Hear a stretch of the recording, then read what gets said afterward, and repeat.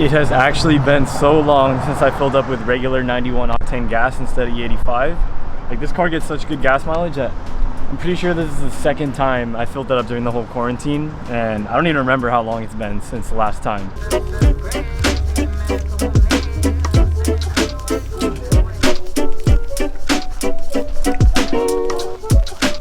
What's going on, guys? Welcome back to the videos. In the pursuit of a proper wide body for the S13, today we're gonna get one step closer. So in front of me are Techno Toys extended front lower control arms. Now these are direct bolt-on OEM replacements, and they are actually 35 millimeters longer than factory.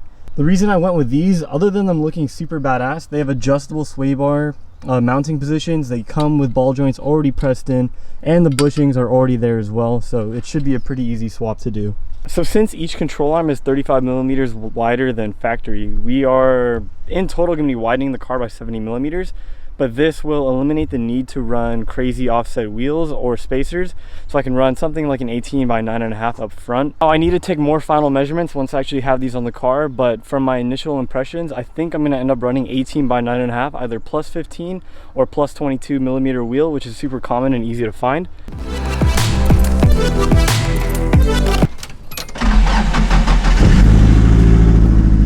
Somehow this car always starts up first try, like no matter what.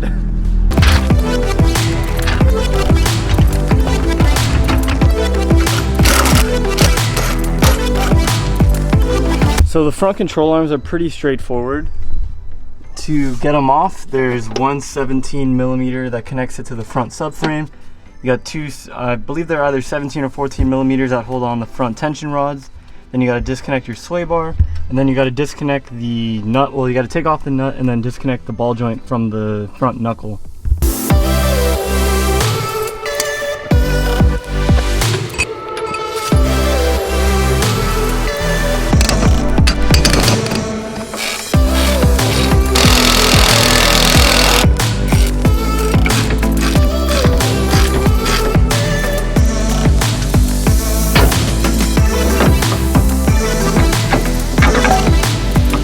Got the passenger side arm off, and look how much wider this is.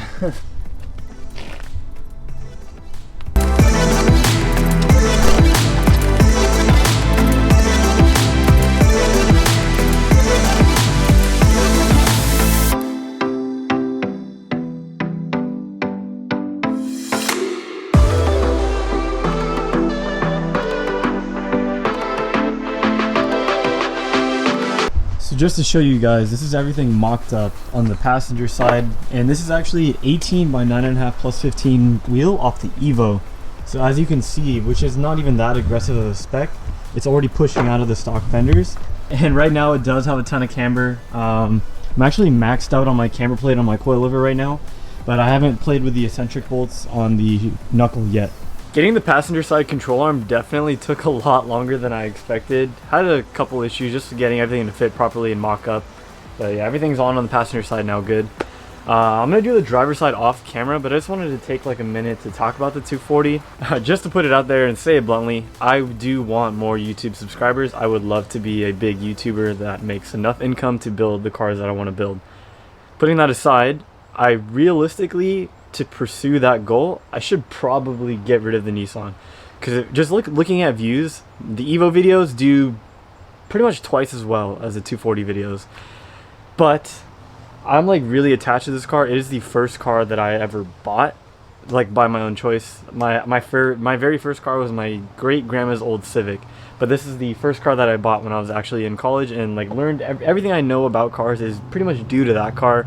And then the STI. With all the money I've put into that car and all the time that I've spent and all the people that I've met because of that car, that alone makes me not want to get rid of it. So I probably will never get rid of this car. But with that being said, since it doesn't get that many views and it doesn't help my channel grow in popularity, I've kind of definitely put it on the back side of my channel, where the Evo is now the most important car, where I pump out videos on that car. It's not a bad thing though for the 240, because it allows me to take things slower and to do everything the right way. Like when I first got this car, I bought all the cheapest parts that I possibly could because I wanted to change out everything as fast as I could.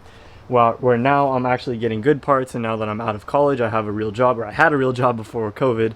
Hopefully I'll be back to work soon after this ends. So now I'm basically redoing everything that I did when I was in college. So my goal with the Nissan is to build a proper wide body car. Now whether that's for time attack or grip or for drifting, I honestly don't know yet, just because I do have a lot of drift parts on the car. Like those extended control arms I just put are gonna give my car so much camber, and I'm gonna have to figure out how I can adjust to neutralize my camber, probably to around 0 or like -1, 2, 3. But yeah, right now it's definitely more than -5. And my camber play is already maxed out, so I need to see what I can do with the eccentric bolts. Right now, the biggest thing for me is getting the car properly sorted suspension-wise, having the right part, like the parts that I want, so I can have the car suspension-wise built. And then I can get everything aligned, then I can get the front bumper and the front bumper painted, the flares fitted and touched up. And there's a few other parts on the car that need to be touched up with fresh paint. And then after that, the car will be sorted, and that's when I can start adding more power. Like I want to add a T28 turbo, then the oil lines and whatever. I want to be running this car right around 300 wheel on the stock block, and then eventually if anything were to happen to the engine, I would like to have it built, and then I'll probably push it up to 350, 400. Kind of similar vision with the Evo. Well, the Evo I want like 450 out of. Like this car is already so light, and the Evo I'm focusing on weight reduction right now, where I just don't need that much power. Like 350, 400 on that, and then 450 on the Evo 10, that like sounds perfect to me.